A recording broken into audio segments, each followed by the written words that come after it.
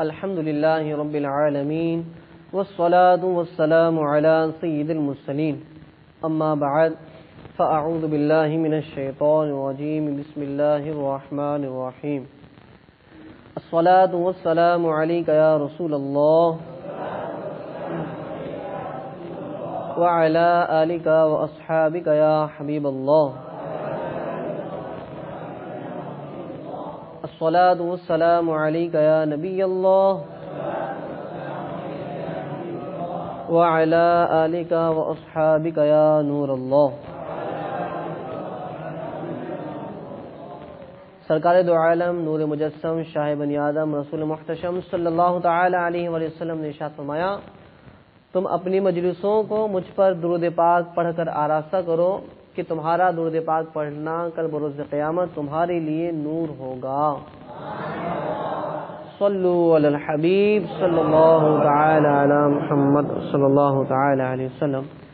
صلاۃ و سلام علیک یا رسول اللہ. میٹھے میٹھے اسلامی بھائیوں اور مدنی چینل کے ناظرین، الحمدللہ عز وجل مدنی چینل کے سلسلے فیضان کنز ایمان میں حاضر ہیں. اس سلسلے میں ہم جہاں تلاوت قرآن مجید فرقان حمید کو سماعت کر کے اپنے قلوب و اذہان کو منور کرتے ہیں، وہیں ان آیتوں کا ترجمہ تفسیر بھی پیش کیا جاتا ہے. آج کے اس سلسلے میں ہم سنیں گے کہ حضرت ابراہیم علیہ السلام جس قوم کی طرف نبی بنا کر بھیجے گئے تو وہ قوم بتوں کی پوجا کیا کرتی تھی. تو حضرت ابراہیم علیہ السلام نے کس طرح انہیں عقلی دلائل کے ذریعے لوگوں کو توحید کی طرف دعوت دی، لیکن اس کے باوجود وہ قوم چونکہ سرکش قوم تھی، انہوں نے چاہیے تو یہ تھا کہ وہ توحید کی طرف آ جاتے، اللہ کی وحدانیت کو قبول کر لیتے، لیکن معاذ اللہ وہ حضرت ابراہیم علیہ السلام کو شہید کرنے کے در پہ ہوئے. کیا واقعہ ہے، کس طرح واقعے کا آغاز ہوا، لیکن اس چیز کو انشاءاللہ ہم سماعت کریں گے. لیکن اس سے پہلے تلاوت قرآن مجید ان آیتوں کی ہم سماعت کرتے ہیں، اس کے بعد اس واقعے کو بھی انشاءاللہ سننے کی سعادت حاصل کریں گے. اعوذ باللہ من الشیطان الرجیم بسم اللہ الرحمن الرحیم وَلَقَدْ آتَيْنَا إِبْرَاهِيمَ رُشْدَهُ مِن قَبْلُ وَكُنَّا بِهِ عَالِمِينَ إِذْ قَالَ لِأَبِيهِ وَقَوْمِهِ مَا هَٰذِهِ التَّمَاثِيلُ الَّتِي أَنتُمْ لَهَا عَاكِفُونَ قَالُوا وَجَدْنَا آبَاءَنَا لَهَا عَابِدِينَ قَالَ لَقَدْ كُنتُمْ أَنتُمْ وَآبَاؤُكُمْ فِي ضَلَالٍ مُّبِينٍ قَالُوا وَجِئْتَنَا بِالْحَقِّ أَمْ أَنتَ مِنَ اللاعبين قال بل ربكم رب السماوات والأرض الذي فطرهن وأنا على ذلك من الشاهدين وتالله لأكيدن أصنامكم بعد أن تولوا مدبرين فجعلهم جذاذا إلا كبيرا لهم لعلهم إليه يرجعون قالوا من فعل هذا بآلهتنا قالوا سمعنا فتى يذكرهم يقال له إبراهيم قالوا فأتوا به على أعين الناس لعلهم يشهدون قالوا أأنت فعلت هذا بآلهتنا يا إبراهيم قال بل فعله كبيرهم هذا فاسألهم إن كانوا ينطقون فرجعوا إلى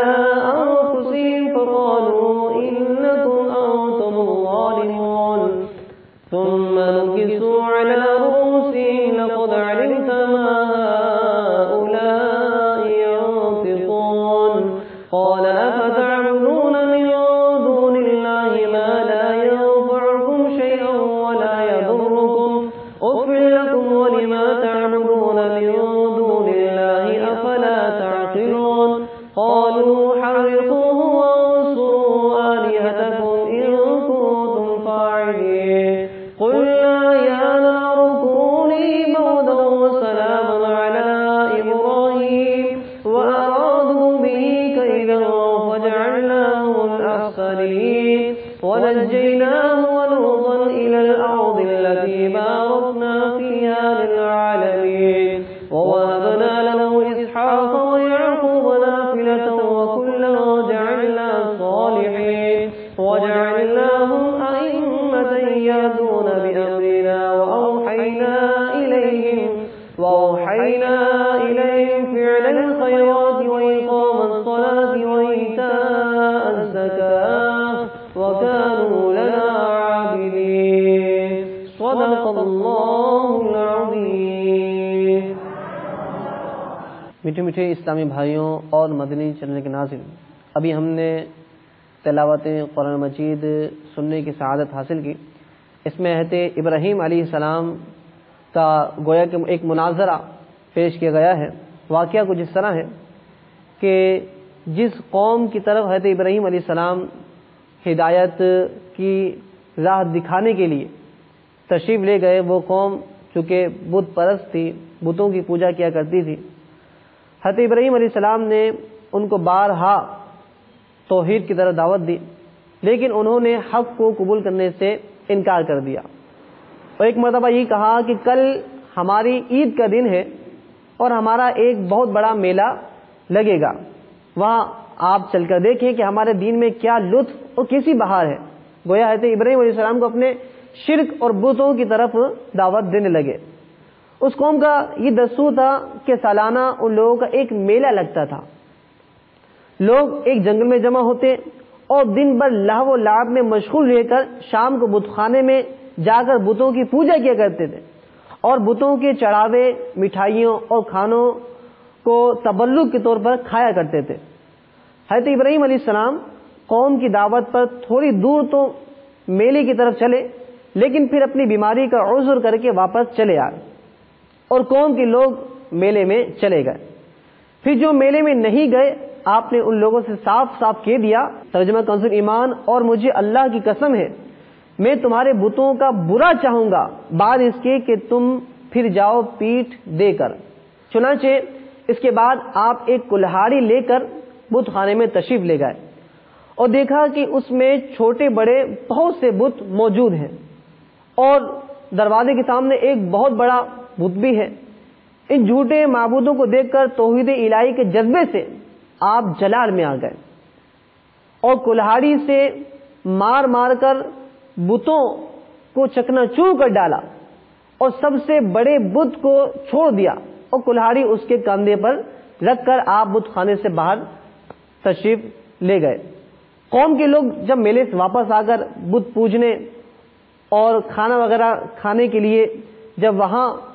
گئے تو دیکھ کر حیران رہ گئے کہ ان کے دیوتا ٹوٹے پھوٹے پڑے ہوئے ہیں۔ ایک دم سب بکھلا گئے اور شور مچا کر کہنے لگے، من فعل هذا بآلهتنا انه لمن الظالمین، کہ جی کس نے ہمارے خداؤں کے ساتھ یہ کام کیا، بے شک وہ ظالم ہے۔ تو کچھ لوگوں نے کہا کہ ہم نے ایک جوان کو جس کا نام ابراہیم ہے، اس کی زبان سے ان بتوں کو برا بھلا کہتے ہوئے سنا ہے، تو شاید وہی شخص ہو۔ قوم نے کہا کہ اس نوجوان کو لوگوں کے سامنے لے آؤ، شاید لوگ گواہی دیں کہ اس نے بتوں کو توڑا ہے۔ چنانچہ ابراہیم علیہ السلام بلائے گئے تو قوم کے لوگوں نے پوچھا کہ ابراہیم، کیا تم نے ہمارے خداؤں کے ساتھ یہ سلوک کیا ہے؟ تو حضرت ابراہیم علیہ السلام نے فرمایا کہ تمہارے اس بڑے بت نے کیا ہوگا، کیونکہ کلہاڑی اس کے کندھے پر ہے۔ آخر تم لوگ اپنے ان ٹوٹے پھوٹے خداؤں ہی سے پوچھ لو کہ کس نے انہیں توڑا ہے۔ اگر یہ بت بول سکتے ہو تو انہی سے پوچھ لو، وہ خود بتا دیں گے کس نے ہمیں مارا ہے۔ قوم نے کہا سر جھکا کر کہ اے ابراہیم، ہم ان خداؤں سے کیسے اور کیا پوچھیں، آپ تو جانتے ہیں کہ یہ بت بول ہی نہیں سکتے۔ یہ سن کر حضرت ابراہیم علیہ السلام نے جلال میں تڑپ کر یوں فرمایا، قال افتعبدون من دون اللہ ما لا ينفعکم شیئا ولا یضرکم، فرمایا کیا اللہ کی سوا ایسے کو پوچھتے ہو جو تمہیں نفع دے اور نہ نقصان پہنچائے؟ اف لکم ولما تعبدون من دون اللہ افلا تعقلون، تف ہے تم پر اور ان بتوں پر جن کو اللہ کے سوا پوچھتے ہو، تو کیا تمہیں عقل نہیں؟ یعنی جب ایسی چیز جو تمہیں نہ نفع پہنچا سکتی ہے نہ ضرر پہنچا سکتی ہے اس کو تم پوچھتے ہو، تو یہ تمہاری بے عقلی کی بڑی دلیل ہے۔ آپ کی اس حق گوئی کا نعرہ سن کر قوم نے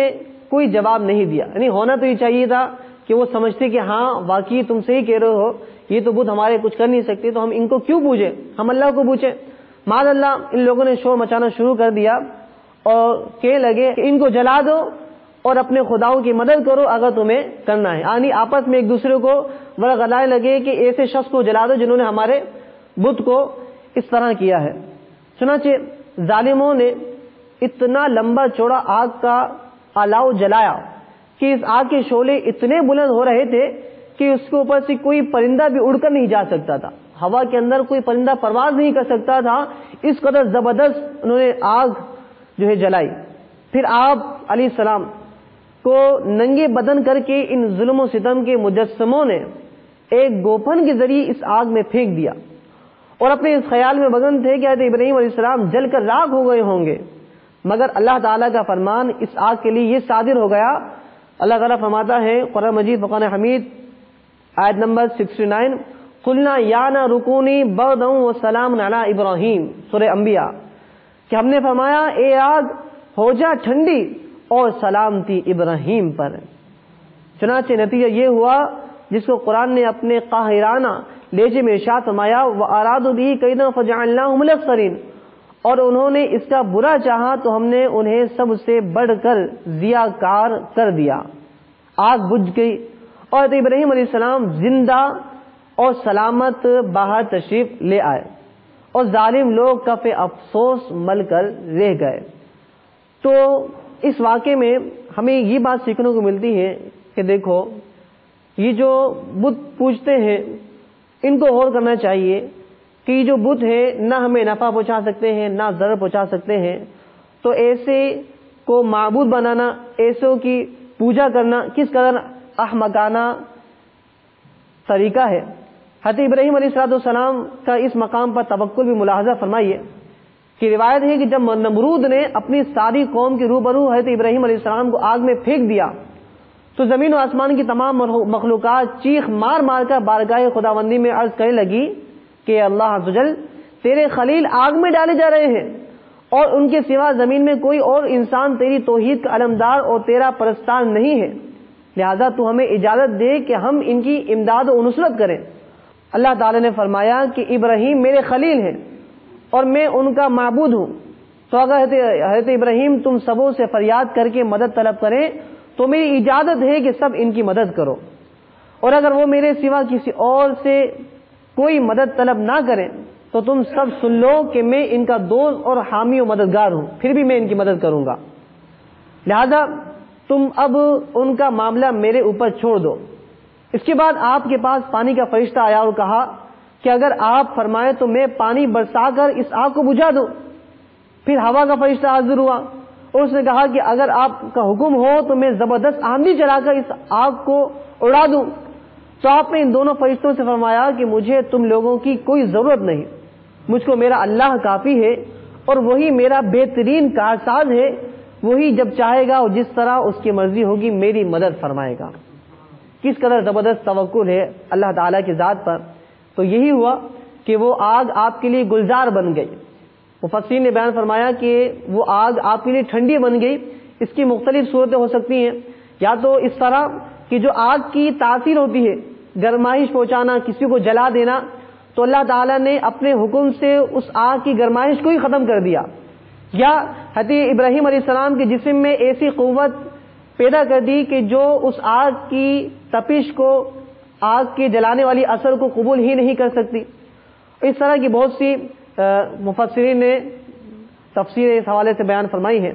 بہرحال یہ بات بھی مفسرین نے بیان فرمائی کہ جب کوئی مشکل وقت میں ہو تو اسے چاہیے کہ یہ دعا پڑھے لا الہ الا انت سبحانک انی کنت من الظالمین، کیونکہ حضرت ابراہیم علیہ السلام کو جب کافروں نے آگ میں ڈالا تو آپ کے زبان پر بھی یہی دعا تھی، اس طرح کے الفاظ تھے کہ لا الہ الا انت سبحانک لک الحمد ولک الملک لا شریک لک۔ تو لہٰذا میرے میٹھے میٹھے اسلامی بھائیوں اور مدنی چینل کے ناظرین، ہم نے سنا کہ ہمارے انبیاء کرام علیہم الصلوۃ والسلام دین اسلام کی راہ میں کس قدر تکلیف برداشت کیا کرتے تھے، اور آج ہم اپنی ذات پر غور کریں کہ آج اگر ہم مدنی قافلوں میں سفر کر کے جاتے ہیں، کسی جگہ ہمارا مدنی قافلہ رکتا ہے تو لوگ ہم سے دعاؤں کا کہتے ہیں، ہمیں گلے لگاتے ہیں، لوگ کانٹے نہیں بچھاتے بلکہ پھول بچھاتے ہیں، لیکن اس کے باوجود دین کی راہ میں سفر کرنا ہمیں کس قدر مشکل معلوم ہوتا ہے۔ تو لہذا دین اسلام کو پھیلانے کے لیے، دین اسلام کو سیکھنے کے لیے آپ سے عرض ہے کہ دعوت اسلامی کے مدنی ماحول سے وابستہ ہونے کے بعد دعوت اسلامی کے مدنی قافلے میں سفر اختیار کیجیے، انشاءاللہ عزوجل اس کی برکت سے بے شمار علم کا خزانہ ہمیں ہاتھ آئے گا۔ اللہ تعالیٰ کی بارگاہ میں دعا کرتے ہیں کہ رب کریم ہمیں قرآن مجید فرقان حمید کے احکامات کو سمجھ کر پڑھ کر عمل کرنے کی توفیق نصیب فرمائے، اور جو قرآن مجید میں واقعات بیان کیے گئے ہیں ان کو پڑھ کر ان سے حاصل ہونے والے نکات پر غور کرنے اور ان پر عمل کرنے کی توفیق نصیب فرمائے، آمین بجاہ النبی الامین صلی اللہ تعالی علیہ وسلم۔ صلو علی الحبیب صلی اللہ تعالی علی محمد صلی اللہ علیہ وسلم۔